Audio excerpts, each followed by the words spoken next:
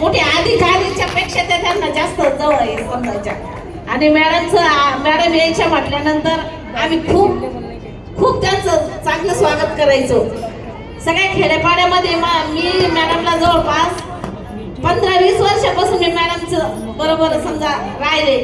तर मॅडम कधी खेड्यापाड्यामध्ये जर आल्या तर मॅडम मला असं वाटायचं का एक छोटी जरी नोकरी असली ती बाई 4 व्हीलर गाडी घेऊन किती याच्यामध्ये येते, पण मॅडम असं कधीच नाही. कधी रिक्षानी कधी कसं त्यांना जसं जमत तसं त्या अंगणवाडीपर्यंत यायच्या.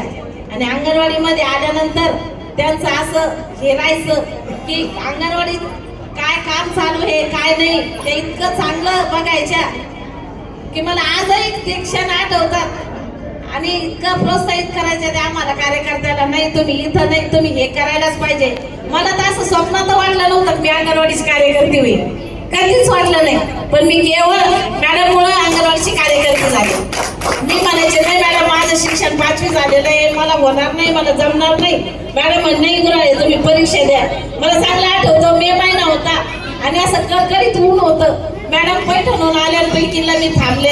मॅडमने मला इतकं चांगलं मार्गदर्शन केलं की मला कधी कधी वाटतं मला माझे आई वडील नाही पण मला मॅडमने ते सगळं काही दिलं. त्याच्यात मला असं ऑफिस मधून त्यांनी इतकं सहकार्य केलं. सहकार्य म्हणजे मला मी हे म्हणत नाहीये की मॅडमने मला असं काही असं वेगळं काही सांगितलं, पण मी पुढं जाईल असं मॅडमने सांगितलं. नाही तुम्ही गुराळे